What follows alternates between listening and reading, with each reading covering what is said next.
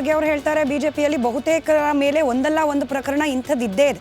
ಹೆಣ್ಣಿನ ವಿಚಾರಕ್ಕೆ ಸಂಬಂಧಪಟ್ಟ ಗೌರವ ಸಲ್ಲಿಸುವಂತಹ ಒಂದಲ್ಲ ಒಂದು ಪ್ರಕರಣ ಇದೆ. ಹೀಗಾಗಿ ಒಬ್ರು ಬೆನ್ನಿಗೊಬ್ರು ನಿಲ್ತಿಲ್ಲ ಅಂತ ಹೇಳಿ. ಆದರೆ ಕಾಂಗ್ರೆಸ್ ಪಕ್ಷದವ್ರ ಮೇಲೆ ಏನು ಆರೋಪ ಇಲ್ವಾ? ಸಿಡಿ ಇದೆ ಅನ್ನೋ ಆರೋಪ ಬಿಜೆಪಿಗರ ಮೇಲೆ ಅಥವಾ JDSನವ್ರ ಮೇಲಿದ್ರೆ ಸಿಡಿ ತಯಾರು ಮಾಡಿದೆ ಅನ್ನೋ ಆರೋಪ ಕಾಂಗ್ರೆಸ್ ಪಕ್ಷದ ನಾಯಕರ ಮೇಲಿದೆ. ಒಟ್ಟಾರೆಯಾಗಿ ರಾಜ್ಯ ರಾಜಕಾರಣ ಹೊಲ್ಸೆದ್ದು ಹೋಗಿದೆ.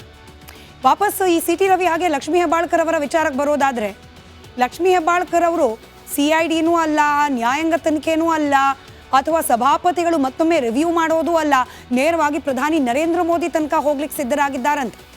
ಈ ಕಡೆ CT ರವಿ ಅವರು ನಾನು ಅಂಥ ಪದ ಬಳಕೆ ಮಾಡೇ ಇಲ್ಲ ಅಂತ ಹೇಳ್ತಿದ್ದಾರೆ. ಲಕ್ಷ್ಮೀ ಹೆಬ್ಬಾಳ್ಕರ್ ಅವರು CT ರವಿ ಅವರನ್ನು ಕ್ಷಮಿಸೋ ಪ್ರಶ್ನೆನೇ ಇಲ್ಲ ಅಂತ ಹೇಳಿ ಪ್ರತಿದಿನ ಕೂಡ ಅಬ್ಬರಿಸ್ತಲೇ ಇದ್ದಾರೆ. ಈಗ ನ್ಯಾಯಕ್ಕಾಗಿ ಬಿಜೆಪಿಯ ಮೊರೆ ಹೋಗಿದೆ. ಬಿಜೆಪಿ ನಾಯಕ ಮಾಡಿರೋ ಅಪಮಾನದ ವಿಚಾರಕ್ಕೆ ನ್ಯಾಯಕ್ಕೋಸ್ಕರ ಬಿಜೆಪಿಯ ಮೊರೆ ಹೋಗ್ಲಿಕ್ಕೆ ಹೆಬ್ಬಾಳ್ಕರ್ ಸಿದ್ಧರಾಗಿದ್ದಾರೆ.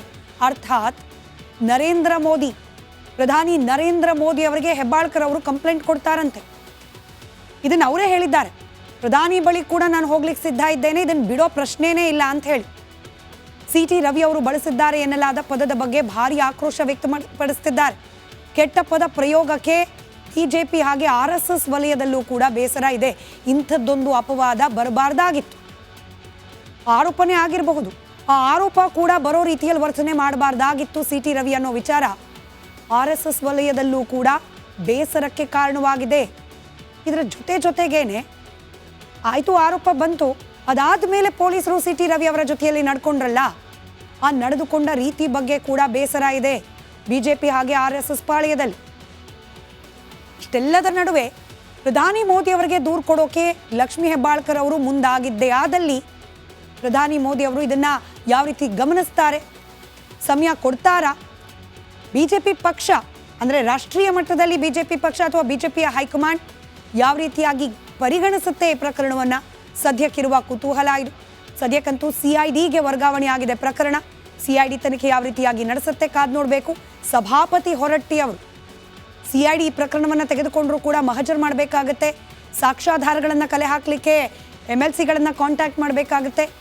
ಇದಕ್ಕೆಲ್ಲದಕ್ಕೂ ಕೂಡ ಅನುಮತಿಯನ್ನು ಒಂದಲ್ಲ ಒಂದು ರೀತಿಯಲ್ಲಿ ಸಭಾಪತಿಗಳು ಕೂಡ ಕೊಡುವ ಅನಿವಾರ್ಯತೆ ಇರೋದ್ರಿಂದ ಸಭಾಪತಿಗಳು ಈ ಪ್ರಕರಣವನ್ನು ಯಾವ ರೀತಿಯಾಗಿ ಪರಿಗಣಿಸ್ತಾರೆ?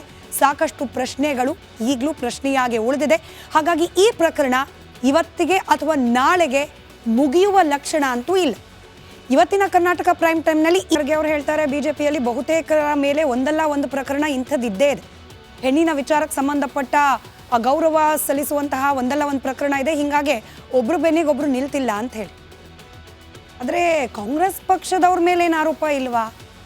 CD ಇದೆ ಅನ್ನೋ ಆರೋಪ ಬಿಜೆಪಿಗರ ಮೇಲೆ ಅಥವಾ JDSನವ್ರ ಮೇಲಿದ್ರೆ CD ತಯಾರು ಮಾಡಿದೆ ಅನ್ನೋ ಆರೋಪ ಕಾಂಗ್ರೆಸ್ ಪಕ್ಷದ ನಾಯಕರ ಮೇಲಿದೆ.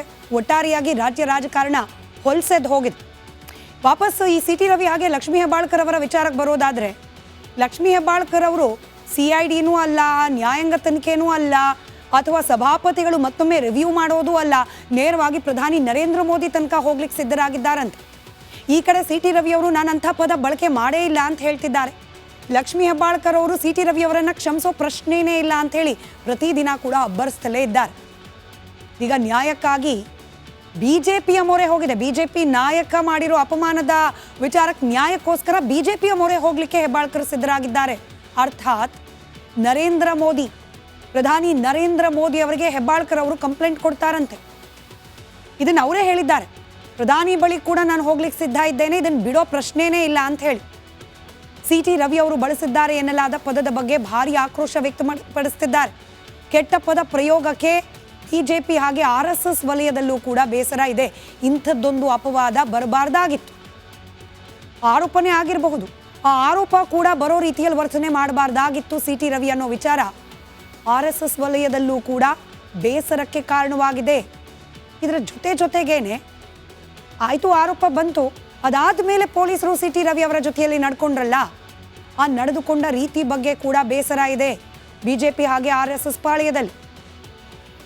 ಇಷ್ಟೆಲ್ಲದರ ನಡುವೆ ಪ್ರಧಾನಿ ಮೋದಿ ಅವರಿಗೆ ದೂರು ಕೊಡೋಕೆ ಲಕ್ಷ್ಮೀ ಹೆಬ್ಬಾಳ್ಕರ್ ಅವರು ಮುಂದಾಗಿದ್ದೇ ಆದಲ್ಲಿ ಪ್ರಧಾನಿ ಮೋದಿ ಅವರು ಇದನ್ನು ಯಾವ ರೀತಿ ಗಮನಿಸ್ತಾರೆ, ಸಮಯ ಕೊಡ್ತಾರಾ? ಬಿಜೆಪಿ ಪಕ್ಷ ಅಂದರೆ ರಾಷ್ಟ್ರೀಯ ಮಟ್ಟದಲ್ಲಿ ಬಿಜೆಪಿ ಪಕ್ಷ ಅಥವಾ ಬಿಜೆಪಿಯ ಹೈಕಮಾಂಡ್ ಯಾವ ರೀತಿಯಾಗಿ ಪರಿಗಣಿಸುತ್ತೆ ಈ ಪ್ರಕರಣವನ್ನು? ಸದ್ಯಕ್ಕಿರುವ ಕುತೂಹಲ ಇದು. ಸದ್ಯಕ್ಕಂತೂ CIDಗೆ ವರ್ಗಾವಣೆ ಆಗಿದೆ ಪ್ರಕರಣ. CID ತನಿಖೆ ಯಾವ ರೀತಿಯಾಗಿ ನಡೆಸುತ್ತೆ ಕಾದ್ ನೋಡಬೇಕು. ಸಭಾಪತಿ ಹೊರಟ್ಟಿ ಅವರು CID ಈ ಪ್ರಕರಣವನ್ನು ತೆಗೆದುಕೊಂಡ್ರೂ ಕೂಡ ಮಹಜರ್ ಮಾಡಬೇಕಾಗತ್ತೆ. ಸಾಕ್ಷ್ಯಾಧಾರಗಳನ್ನು ಕಲೆ ಹಾಕಲಿಕ್ಕೆ MLCಗಳನ್ನು ಕಾಂಟ್ಯಾಕ್ಟ್ ಮಾಡಬೇಕಾಗುತ್ತೆ. ಇದಕ್ಕೆಲ್ಲದಕ್ಕೂ ಕೂಡ ಅನುಮತಿಯನ್ನ ಒಂದಲ್ಲ ಒಂದು ರೀತಿಯಲ್ಲಿ ಸಭಾಪತಿಗಳು ಕೂಡ ಕೊಡುವ ಅನಿವಾರ್ಯತೆ ಇರೋದ್ರಿಂದ ಸಭಾಪತಿಗಳು ಈ ಪ್ರಕರಣವನ್ನು ಯಾವ ರೀತಿಯಾಗಿ ಪರಿಗಣಿಸ್ತಾರೆ, ಸಾಕಷ್ಟು ಪ್ರಶ್ನೆಗಳು ಈಗಲೂ ಪ್ರಶ್ನೆಯಾಗಿ ಉಳಿದಿದೆ. ಹಾಗಾಗಿ ಈ ಪ್ರಕರಣ ಇವತ್ತಿಗೆ ಅಥವಾ ನಾಳೆಗೆ ಮುಗಿಯುವ ಲಕ್ಷಣ ಅಂತೂ ಇಲ್ಲ. ಇವತ್ತಿನ ಕರ್ನಾಟಕ ಪ್ರೈಮ್ ಟೈಮ್ನಲ್ಲಿ ಸಿಟಿ ರವಿ ವಿರುದ್ಧ ಯುದ್ಧ ಸಾರಿದ ಹೆಬ್ಬಾಳ್ಕರ್, ದೂರು ಕೊಟ್ಟು ಕೇಸರಿ ನಾಯಕನ ಕೌಂಟರ್. ಲಕ್ಷ್ಮೀ ಹೆಬ್ಬಾಳ್ಕರ್ ಸಿಟಿ ರವಿ ಮಾತಿನ ಯುದ್ಧ ತಾರಕಕ್ಕೇರಿದೆ. ಆಕ್ಷೇಪಾರ್ಹ ಪದ ಬಳಸಿಲ್ಲ ಅಂದ್ರೆ ಧರ್ಮಸ್ಥಳಕ್ಕೆ ಬನ್ನಿ, ಪತ್ನಿ ಜೊತೆಗೂಡಿ ಮಂಜುನಾಥನ ಮೇಲೆ ಆಣೆ ಮಾಡಿ ಅಂತ ಹೆಬ್ಬಾಳ್ಕರ್ ಸವಾಲ್ ಹಾಕಿದ್ದಾರೆ. ಆದ್ರೆ ಸಿಟಿ ರವಿ ಮಾತ್ರ ಪ್ರತಿಕ್ರಿಯೆಯನ್ನೇ ಕೊಡಲಿಲ್ಲ. ಧರ್ಮಸ್ಥಳ ತಮ್ಮ ಊರಿಗೆ ತುಂಬಾ ಹತ್ರ ಇದೆ. ಇಡೀ ರಾಜ್ಯದ ಜನ, ದೇಶದ ಜನ ಧರ್ಮಕ್ಕೆ ಇನ್ನೊಂದು ಹೆಸರು ಧರ್ಮಸ್ಥಳ ಅಂತ ಹೇಳ್ತೀವಿ. ಮಂಜುನಾಥನ ಮೇಲೆ ನೀವು ಪ್ರಮಾಣ ಮಾಡಿ ಹೇಳಿ, ನೀವು ಕೂಡ ನಿಮ್ಮ ಧರ್ಮಪತ್ನಿಯನ್ನು ಕರ್ಕೊಂಡು ಬನ್ನಿ ಮಂಜುನಾಥನ ದೇವಸ್ಥಾನಕ್ಕೆ, ನಾನು ಕೂಡ ನನ್ನ ಕುಟುಂಬವನ್ನು ಕರ್ಕೊಂಡು ಅಲ್ಲಿ ಬರ್ತೀನಿ. ಇದು ನೈತಿಕತೆಯ ಪ್ರಶ್ನೆಯನ್ನು ಎತ್ತಿದ್ದೀರಾ ನೀವು? ನಿಮಗೆ ನೈತಿಕತೆ ಇದ್ರೆ ಖಂಡಿತವಾಗ್ಲೂ ನೀವು ಅಲ್ಲಿ ಬನ್ನಿ. ದಿನಕ್ಕೊಂದವ್ರು ಹೇಳಿಕೆ ಕೊಡೋರಿಗೆಲ್ಲ ಪ್ರತಿಕ್ರಿಯೆ ನಾನು ಕೊಡಕ್ಕೆ ಹೋಗಲ್ಲ. ಪೊಲೀಸ್ ಕೇಸ್ ಹಾಕಿದ್ದಾರೆ, ಎನ್ಕ್ವೈರಿ ಬಾಕಿ ಇದೆ. ಈಗಾಗಲೇ ಸರ್ಕಾರನೂ ಕೂಡ COD ಕೊಟ್ಟಿದ್ದೀವಿ ಅಂತ ಹೇಳಿದ್ದಾರೆ. ನ್ಯಾಯಾಲಯದಲ್ಲಿ ನ್ಯಾಯ ಸಿಗಲಿ, ಆಮೇಲೆ ನಾನು ಮಾತಾಡ್ತೀನಿ. ಇವ್ರ ಅಟ್ರಾಸಿಟಿ, ಇವ್ರ ದೌರ್ಜನ್ಯ, ಇದನ್ನು ಕೂಡ ರಾಜ್ಯದ ಜನ ನೋಡಿದ್ದಾರೆ. City Ravi Hebbalkar case CID ಹೆಗಲಿಗೆ. ನಾನು ಈಗ ಅದ್ರ ಬಗ್ಗೆ ಹೆಚ್ಚು ವ್ಯಾಖ್ಯಾನ ಮಾಡೋಕ್ಕೆ ಹೋಗೋದಿಲ್ಲ. CIDಗೆ ತನಿಖೆಗೆ ಆದೇಶ ಮಾಡಿದ್ದೇನೆ. ಈಗ ಅದರ ತನಿಖೆ ನಡೆಯುವಾಗ ನಾವು ಯಾವುದೇ ಹೇಳಿಕೆಗಳನ್ನು ಮತ್ತು ಸ್ಟೇಟ್ಮೆಂಟ್ಗಳನ್ನು ಕೊಡೋದಕ್ಕೆ ಬರೋದಿಲ್ಲ. CID ತನಿಖೆ ಮಾಡೋದಾದರೂ ಕೂಡ ಹಾಲಿ ನ್ಯಾಯಾಧೀಶರ ನೇತೃತ್ವದಲ್ಲಿ CID ತನಿಖೆ ಮಾಡಲಿ. ರಿಪೋರ್ಟ್ನ ನ್ಯಾಯಾಧೀಶರಿಗೆ ಕೊಡಿ. ನ್ಯಾಯಾಧೀಶರ ನೇತೃತ್ವದಲ್ಲಿ, ನ್ಯಾಯಾಧೀಶರ ನಿರ್ದೇಶನದಲ್ಲಿ CID ತನಿಖೆ ಆಗಿದೆ. ಏನಾದರೂ ನೋಟಿಸನ್ನು ಕೊಟ್ಟಿದ್ದಾರಾ ಸರ್ ಅವ್ರ ಪಾರ್ಟಿನಲ್ಲಿ? ನಾನು ಹೇಳಿದ್ದೀನಲ್ಲ, ಸುಮ್ಮನೆ ಕೇಸರಿ ಶಾಲ್ ಹಾಕ್ಕೊಂಡ್ರೆ ದುಶ್ಯಾಸನರು ಯುಧಿಷ್ಠರು ಆಗಲ್ಲ. ಈಗಲೂ ಅದೇ ಕತೆ ಆಗಿರೋದು. ಯಾಕೆ ಇವರೆಲ್ಲರೂ ಸುಮ್ಮನಿದ್ದಾರೆ, ಸಮರ್ಥನೆ ಮಾಡ್ಕೋತಾ ಇದ್ದಾರೆ ಅಂದರೆ ಎಲ್ಲರ ಮನೆ ದೋಸೆ ತೂತಾಗ್ಬಿಟ್ಟಿದೆ. ಇಲ್ಲಿ ಎಲ್ಲರದು ಒಂದು ವಿಡಿಯೋನ ಇದೆ, ಒಂದು ಇಂಥದ್ದು ಏನಾದರೂ ಪ್ರಕರಣ ಇದೆ.